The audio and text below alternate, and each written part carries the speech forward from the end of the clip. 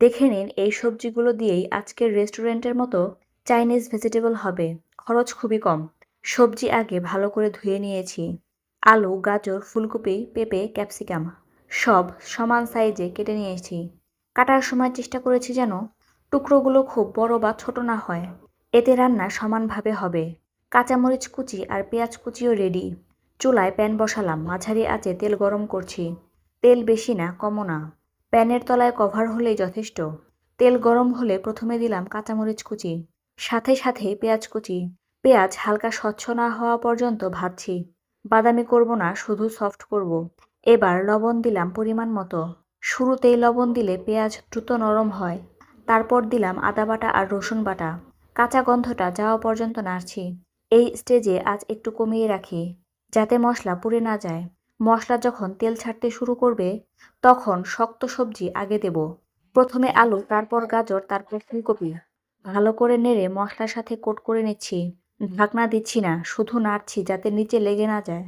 2 থেকে 3 মিনিট পর যখন দেখছি আলু আর গাজর একটু নরম হতে শুরু করেছে, তখন পেঁপে আর ক্যাপসিকাম দিয়ে দিচ্ছি। সব একসাথে ভালোভাবে মিশিয়ে নিচ্ছি। এখানে আঁচ মাঝারি রাখছি। সবজি যেন ভেঙে না যায় সেটা খেয়াল রাখছি। এবার অল্প পানি দিলাম, বেশি না, শুধু এতটুকু যাতে সবজি সেদ্ধ হয় আর হালকা গ্রেভি তৈরি হয়।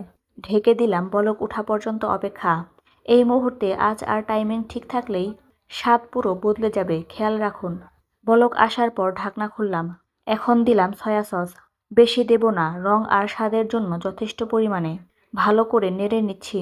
এবার একটা কাপে অর্ধেক কাপ পানি নিলাম। তার মধ্যে 2 টেবিল চামচ কর্নফ্লাওয়ার দিলাম। ভালো করে গুলে নিচ্ছি যেন কোনো দানা না থাকে।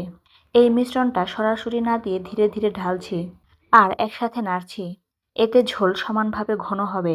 দেখছেন ধীরে ধীরে গ্রেভি ঘন হচ্ছে। এই সময় আঁচ কমিয়ে দিচ্ছি। বেশি জাল দিলে কর্নফ্লাওয়ার শক্ত হয়ে যেতে পারে।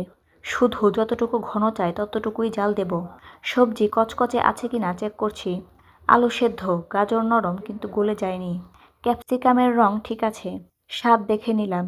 প্রয়োজন হলে সামান্য লবণ ঠিক করে নিতে পারেন। আর 1 মিনিট জাল দিলেই যথেষ্ট। প্যানের সাইড পরিষ্কার, গ্রেভি চকচকে দেখাচ্ছে। এটাকে ঠিক কনসিস্টেন্সি বলে। এভাবে কম উপকরণে কম খরচে ঘরেই তৈরি হলো একদম পারফেক্ট চাইনিজ ভেজিটেবল। চুলা বন্ধ করে নামিয়ে নিলাম। গরম গরম ভাত বা ফ্রাইড রাইসের সাথে পরিবেশন করুন। এটা সম্পূর্ণ বাসার রান্না, একেবারে সহজ উপকরণে, পরিষ্কার পরিচ্ছন্নভাবে। এই প্লেটটা দেখলেই বুঝবেন সাধারণ সবজি দিয়েও টেবিলের মান বদলে যায়। চুলা বন্ধ হওয়ার পর যে হালকা ধোঁয়া ওঠে, সেই গন্ধটাই আগে নাকে লাগে। সয়া সসের হালকা ঘ্রাণ, ভাজা আদা রসুনের ব্যালেন্স আর সবজির নিজের ফ্রেশ ভাব সব একসাথে থাকে। কিছুই চাপা পড়ে না। চামচ দিয়ে নেড়ে দেখলে গ্রেভিটা মসৃণভাবে নড়ে। খুব পাতলা না, খুব ভারীও না। আলো পড়লে হালকা চকচকে লাগে। এটা বাসার রান্না, কিন্তু সার্ভিংয়ে কোনো কমতি নেই। প্রথম লোকমায় আলুর নরম ভাব আসে।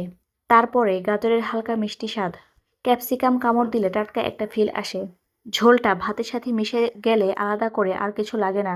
এটা এমন একটা ডিশ যেটা খেতে বসলে চুপচাপ খাওয়া যায়। বেশি কথা বলতে ইচ্ছে করে না। স্বাদে বাড়তি ঝাঁঝ নেই, আবার একঘেয়েও না। পরিষ্কার, ব্যালেন্সড আর আরামদায়ক। খেয়াল করবেন প্রতিটা সবজি আলাদা আলাদা টের পাওয়া যায়। এটাই আসল ব্যাপার। প্লেটের রংটাই আগে চোখে পড়ে।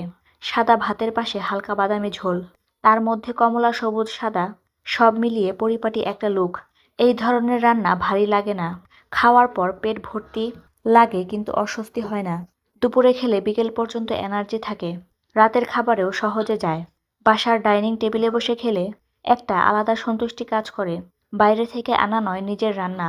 পরিষ্কার স্বাদ, অপ্রয়োজনীয় কিছু নেই। এই ডিশটা প্রমাণ করে ভালো স্বাদের জন্য অনেক উপকরণ দরকার হয় না। সঠিক রান্না আর সঠিক ব্যালেন্সটাই যথেষ্ট। কম খরচ, সোজা রান্না আর এমন স্বাদ। এই কারণে আজকের চাইনিজ ভেজিটেবল মনে থাকবে।